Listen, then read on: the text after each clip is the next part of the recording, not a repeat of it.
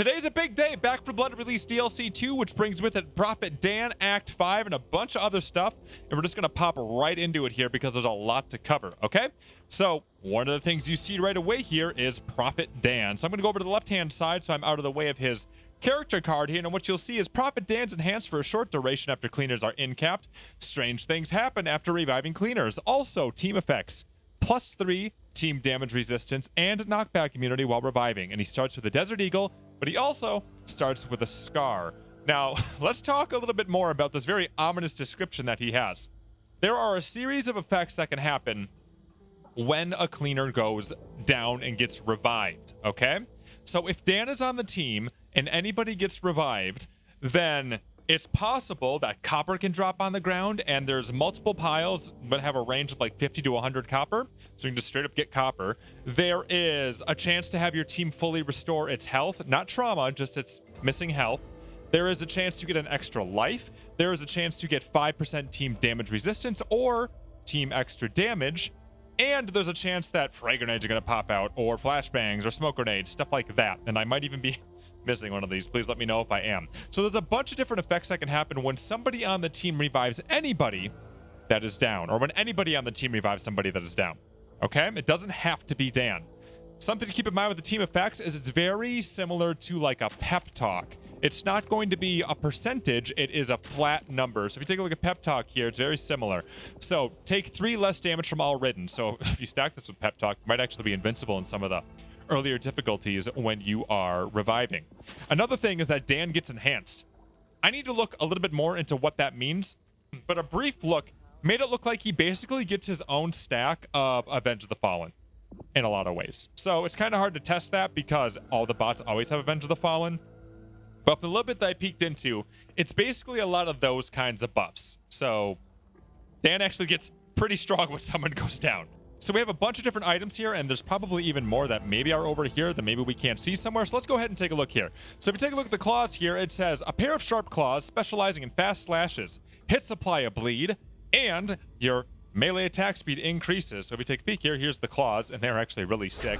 And you might notice that they don't use up like any stamina. They're actually really, really good. Here, let's just go take a peek at how much damage they do just flat out right. Now, these are the gray claws, right? And that is 16 damage, which is nothing to scoff at for something that only does 7, like what? That looks like 7 stamina per swing there, or around 7 stam. So pretty freaking good here on these claws, on top of the fact that they cause a bleed, which does a lot of damage on its own because you consider it like tick tick tick tick tick, right?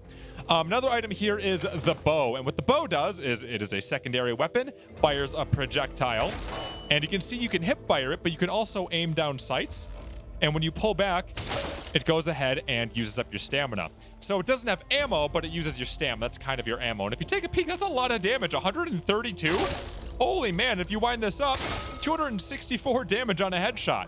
And you can also do this with the hip firing here too. So I can imagine people doing hip fire builds with like a quick kill and just running around and hip firing everything. It's really, really good. Now let's go ahead and take a peek at some of the other stuff we have around here. We have bear traps, right? So bear traps, how these work, you put them down and then a mutation can walk into them and they go, ah, my leg. So you know how razor wire works really, really well against common, but not really against tall boys. So a bear trap, put it in a doorway, tall boy gets stuck in it, easy food, okay? Now, I don't think you can pick these back up, by the way, so if you're trying, I'm sorry. We have the smoke bombs here, and these are actually kind of sick. I believe these could be really good against snitchers. I hope some of y'all try that out, but something you can do is they basically block ridden perception. What does the description say? Throwable pouch of powder that creates a cloud of smoke, greatly reduces the perception of ridden and hides cleaners while in the smoke. When we tested this, I was literally...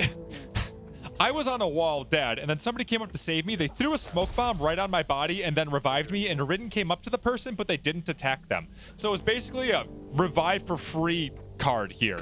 So go ahead, use these for that. Go ahead and maybe use them against snitchers. These things, I think, are going to have a lot of utility. They're just not really obvious how they work. But go ahead and give them a shot. They're really, really fun. Now, there's also some other stuff we'll actually have to load into the level, but you can see there's actually the minigun in here too, which is kind of sick. And, you know, they had the second cork board, but I don't know if that anything happened with the second cork board. I was so excited about it, but I don't think anything happened with it. And then before we get into the cards, let's actually just go into some of the other items. I'm actually going to load into level. I'll show you the beginning of Act 5 here real quick, and then I'll show you some of the other items. So let's pick Dan here, in case you don't know about Dan. He is a lot of amazing lines. Very Irish. He shows it in many different ways.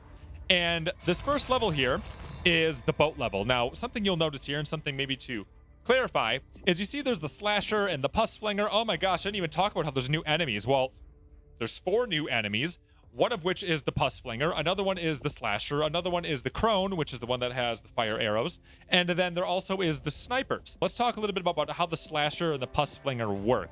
So the Slasher, as you can see, has a bunch of different things here with his ferocious set. But basically what they do is they jump at you and then just slash. And that slash causes a bleed, similar to how your iron claws can cause a bleed. They're very scary. The Pusflinger works with bait jars here, and I'll show you what a bait jar looks like. But basically, he throws bait jars at you. All right? But yeah, let's just load in here so you guys can kind of see some of what I was talking about here with some of the other items. Oh, another thing that you may or may not know about is that Dusty got himself a new card. Dusty's melee weapon. So if you've always wanted a melee weapon out of Dusty, you can go ahead and pick that and you're good to go. And something to know about the first level of Act 5 is that if you pick a Dusty's card, you actually get a blue weapon right away. So pretty sick. So sorry if I'm kind of bouncing around here, but as you can see, there's a lot going on. So we'll try to keep it kind of organized here. But one thing you'll notice right away, as I want to talk about more items, is you can actually buy armor in the shop now, 100 a piece, which armor is so good. So the fact that it's in the shop now is really, really nice. Now, let's talk about the bait jar here. So the bait jar causes common ridden to attack enemies hit on impact, okay? And it also slows the target by 30%, apparently. Now, let me go ahead and show you a little bit of what this looks like. So if I have a bait jar here and I toss it down here, they'll actually just go and attack each other, right? I'll just go beat themselves up. It actually causes damage on impact, too. So one other thing to keep in mind here. Oh god, is that the Slasher? It is. And here's the Pusflinger. Oh god, yeah, you can throw pus at me. So something to keep in mind about the Pusflinger, or the bait jars in general, is that they also spawn common. So let me go ahead and grab a couple more bait jars. You might be able to see it if I actually come down here. So if you ever see ridden that have green glowing eyes, it's because of these jars here. Okay? So, and now maybe they'll go attack him, right? And eventually what you might end up seeing from somewhere, here, I'm going to try not to die, is you'll see some ridden with green eyes. Maybe. Maybe these guys over here are causing the green eyes. Either way, if you see them, you'll know what I'm talking about. You'll see ridden that have green eyes. Oh, by the way, I'm pretty sure we can get rid of birds with these things. Yeah, we totally can. Because they cause 6 damage, right? So, you see the Slasher, we've seen the Pusflinger, didn't see that Sleeper. Oh god, get away. Slashers are so scary, by the way. They don't dick around. They will oh, there's the green glowing eyes. There you go. So yeah, these things will spawn if you can't see where they're spawning from. That's how they show up. But now let me go ahead and push forward a little bit here. So now let's start talking about cards, and I'll try to get us on over to the corruption cards too, but I have to reload a couple of times. So there's a bunch of new cards that are in here now. And if we go ahead and we take a look at decks, training decks, and then a really easy way for you to look at this stuff is go to filters and then Children of the Worm. And I believe there's 11 new cards that we have here. And yeah, because we have the Dusty's Burn card, right? Oh, by the way, one thing to keep in mind is that Breakout got buffed. I didn't even talk about like the buffs and debuffs here yet, but Breakout got buffed, and that also means Slippery when Wet got buffed. So if you have a bunch of Slippery cards, they're actually a lot more useful now. But anyway, on to the cards here. So we have Experimental Stimulants, Film Full, Lead, Suppressing Fire, Experimental Stun Gun, Crippling Frequency, Expired T5, Ultrasonic Wound Therapy, Out with a Bang, AI Assistant Module, Belligerent, and Food Scab. Now, these cards here, which you'll see is a big red thing that says replaces a slot. Okay? Now, something to keep in mind with each one of these is I'm pretty certain that each slot has its own cooldown. So let's say you go ahead and you have ultrasonic wound therapy equipped. What happens is once you go ahead and press your offensive slot, because that's what it replaces, you will make this effect happen. It's going to cost you 40 light ammo, and then you will also get the effect of heal 1 health for each second over 7 seconds to nearby teammates. Also, by the way, Ultrasonic Wound Therapy, I believe, is the first card to go ahead and actually benefit from healing efficiency. That is also a healed over time card, so keep in mind this benefits from healing efficiency. Now, each one of these slots, I think, has their own cooldown. So offensive slots, I think, have a cooldown of like 1 second. So there's this card, and then what, crippling frequency. I think each one of these is about a 1 second cooldown. If I'm wrong, please let me know. I'm just kind of trying to go off of memory here. And then I believe the quick slot ones have about a 2 second cooldown, and those use sniper ammo. And then the support slot ones, they have like a 25-second cooldown, but they're also really, really strong. Like Expired T5 here creates a cloud of basically fart fire, and then that also scales with fire damage, and it does damage to weak spots, and that scales with weak spot damage. So this is really good against a lot of things, especially tall boys, but that's why it has a big cooldown. That's also why it has a really big cost. One thing that I know people are gonna have a question about is, well, what if I have this one and this one? Can I separate them? Can I use just one? Will I use up a bunch of ammo? The answer is they both fire off at the same time. Okay, so if you have ultrasonic wound and then you also have crippling frequency, you're going to use up 70 light ammo and you're going to get both effects at the same time. Another question people might have is fragile. What does that mean? Take a look at the tooltip. It says effects removed after receiving damage. So it's not that this thing breaks. I think people are going to get confused with that. It does not break. It just gets like reset. So you'll have to reuse the ability. Okay. So I encourage you to go through and have a little bit of fun with these. I'll actually load into a level here real quick and kind of show you. I'll show you what Expired T5 looks like because it's so good.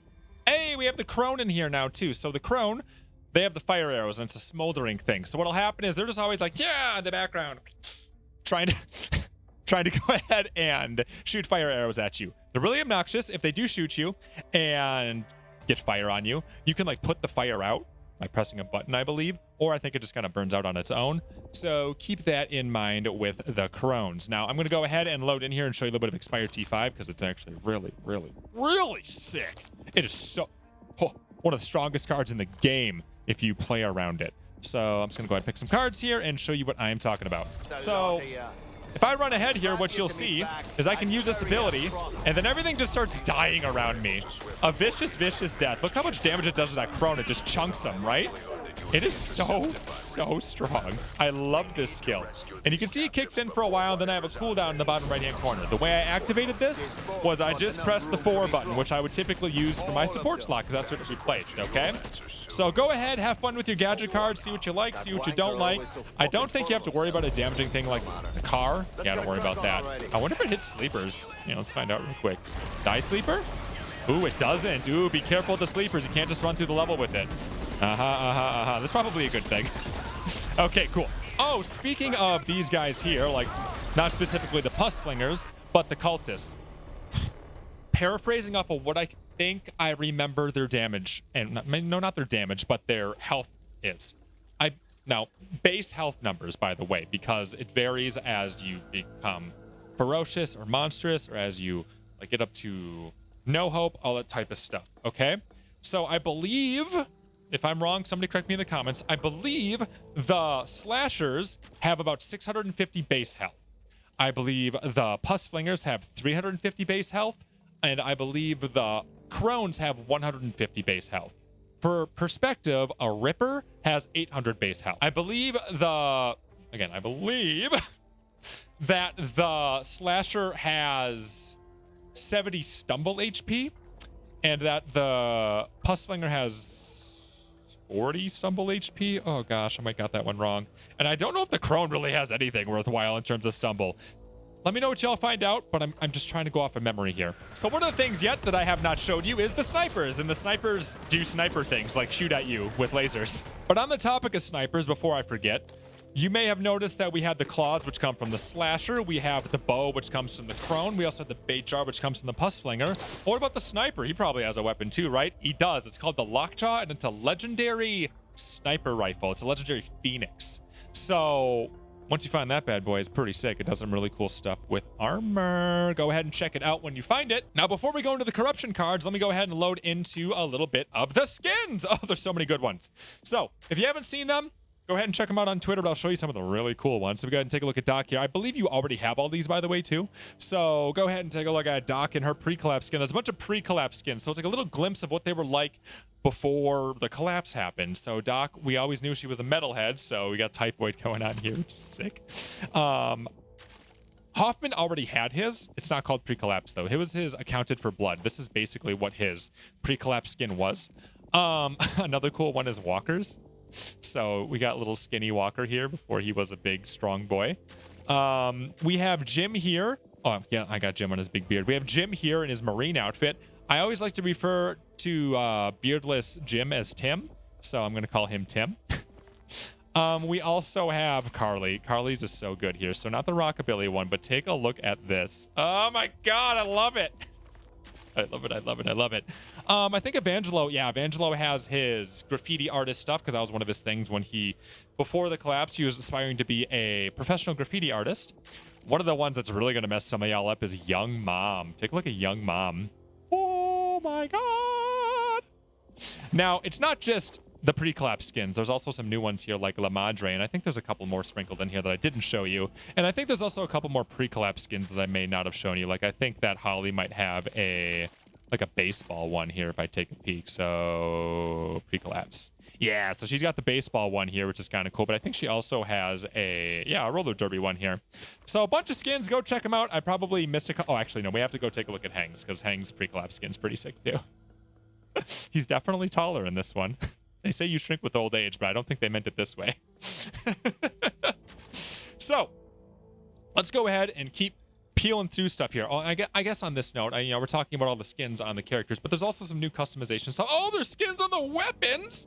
To give you an idea of how cool some of these look, take a look at this M1A skin. There's a bunch of cool skins on the weapons. I encourage you to go check them out. Honestly, I can't remember which ones are new and which ones aren't, because now that I work there, it's all like blending together as to what comes out when, and it's getting hard for me to separate things. But like I was saying, there's like other personalization stuff, right? Like there's going to be new stuff down here. I think there's actually a fish in a barrel icon somewhere down in here. I don't know, it's somewhere in here. I don't know where I put it. But oh yeah, fish in a barrel, too easy. There we go. So there's a bunch of different stuff all kicking in here. So I encourage you to go check it out, have fun. If you were having trouble getting cards, you're like, oh, he already has all the cards. Well, first off, I was in training mode. You can play with them in training mode. But also, I believe you get the cards through duffel bags. If you don't know what a duffel bag is, you'll see them. They're an item you can pick up. You can put it in one of your inventory slots, and then you bring it with you to the end of the level, and then you can unlock a cosmetic or a card. Okay? Now, I think people are like, oh, why aren't they front-loaded with cards? Oops. But keep getting your duffel bags, and then you will keep unlocking things. They're not going to be here in the supply lines. They're not going to be here in the skull totem lines if you're looking for cards. Okay? Pick up your duffel bags. They're in Act 5, I believe, exclusively is what I've been hearing today. So go ahead, play Act 5, get your duffel bags, get your stuff unlocked. So we got ourselves one of the new corruption cards here. It's called Break Time. What Break Time does is it sets your health to 60. You regenerate 10 health per second. You get 100% trauma resistance, plus 2 lives, and your in-cap time goes way down, so you better get to somebody quick if you want to save them. This card's a lot of fun, and like when you think of corruption, you're like, oh, something that makes it harder. I think kind of the direction of corruption cards that we've been heading in is more so like things that really change how the game plays, not necessarily something that's just straight up hard, right? So this one's actually a lot of fun. One thing to keep in mind and to be a little careful with here, I think this is going to get changed eventually, is you might see I only have 42 health. Well, that's because I have glass cannon. So be careful, glass cannon users. Better use that 25% extra damage pretty well. But yeah, we can go ahead and here take a peek. What you'll see is maybe I'll take some damage here and not go down. Here, somebody hit me. Oh God, I went down so fast because I have no health. But if I get picked up here, I don't have any trauma. Now, typically you can only full health restored. Typically you can only go down to 40 anyway, so it wouldn't have been that big a deal. But still, you saw no trauma there. Now, if I go ahead, maybe get hit by something and like don't die, you'll see that it starts to recover over time here. So, ow, hit me, hit me, hit me. And then break time will start to kick in where I start healing. Ta-da! Yeah, sure enough. So break time's actually a lot of fun. You're gonna have a great time with it. Hey, I've been trying to load this in here for a while. So the other corruption card here is Ravenous, and Ravenous is actually really hard, so pay attention when you get it. Every 30 seconds, you become more hungry. Eating food reverses this. You take 1 trauma damage every 15 seconds for each stack of hunger, but recover 1 damage for each stack of well-fed. Now, something really important that's not on this card is that you actually take regular damage too, so it'll kill you. Okay? Other things to keep in mind. Well-fed here has, voice crack, has nothing to do with the well-fed card. So don't get that confused. This is just probably you got to reword this. Also, another thing to keep in mind is that a bunch of food does spawn with this card. Okay, and if you don't know what food is, let me show you what food is. So food is a thing that gives you different power-ups based off of what type of food item you pick up. So something you'll see kick in here is the hunger. And you'll see it causes damage and it really hurts as soon as it kicks in here. And you'll see a little stack at the bottom of the screen here. There'll be a little red thing, and that's the hunger, okay? And now you can fight off the hunger by finding food items. And I believe you might even get a pretty... Oh, yeah, there's some hunger here. You might even get a pretty decent buff when you have stacks of not hunger, okay? So, food items here, in case you know what food is, these are new items that are in the game, and you can go ahead and pick them up and get a variety of effects. So green beans, yeah, you see how the hunger is hurting me? So you can get green beans, which will restore health. You can get peaches, which restore health and trauma. Now, the longer you're hungry, the more damage you take. And it's really, really, really bad. You see that? Ouchies! So make sure you find food and make sure you share it with your team. Don't be a pig. Okay? Because if you just gobble everything up like a monster, you're going to screw over the rest of your team and screw over your run. So make sure you share with your teammates or you are going to screw the whole run. Okay? Make sure you share, make sure you share, make sure you share. Now, there are some cards, or I should say a card, that helps with that. We didn't really go over the non-gadget cards here now, did we? Let me go back to cards and talk about some of the new things that are in there. So, one of the new things that is in there is called Food Scavenger. So if I go ahead and take a look at decks, go to Training Decks, and then do the filters again, what you'll see is Food Scavenger here. It makes it so more food items spawn. I don't know if you get the ability to see food through walls like you do with the other scavenger cards. Doesn't say if you do. But it'll make more food items spawn, and you get more health restored per food item. But now other cards that are here are Belligerent. So gain a stacking 5% increase to damage each time a horde is called. And all the stacks are removed upon receiving damage from a ridden. In my mind, I don't think this is a really good card because it's very punishing. If you take any damage, you lose all your stacks, and like the only way to go ahead and get a stack is to call a horde. Like if you compare that to somebody like Jim who just needs to kill 2 ridden to get 5% damage back, Belligerent feels really, really punishing. I think there could be some changes done to that card to make it feel a little bit better. We have Out with a Bang here, which is probably one of the best cards in this whole expansion, which is when a teammate is incapped or dies, drop an active pipe bomb. So one person on the team can have this card, and then anybody on the team goes ahead and drops a pipe bomb when they get incapped or if they die. So it's so strong. Easily one of the strongest cards in the whole expansion. Also, you get an extra life. Make it even better. Suppressing Fire and Fill 'em Full of Lead kind of go hand in hand together here. Both Fill 'em Full of Lead, while shooting, gain 1% damage, 1% fire rate, 5% swap speed every 0.25 seconds, up to a max count of 20. So this is really fun to use with something like an LMG, like the RPK. If you were to use this with that legendary attachment that also increases your fire rate, you can really just be slinging with something like admin reload. Fill 'em full, that's awesome. And then Suppressing Fire, damaging ridden with an LMG or snipers has a 40% chance to slow the ridden near the target by 50% for 5 seconds. So this is a great card for LMGs. Makes it so you have a lot more crowd control. It could be really nice on an M1A as well. And I guess maybe the snipers, I mean, 50% is a pretty high chance. So pretty sick cards here, man. Go ahead and test them out. Oh, now that's a lot that we've covered here. And honestly, I'm probably forgetting stuff. Like there was some balance changes too.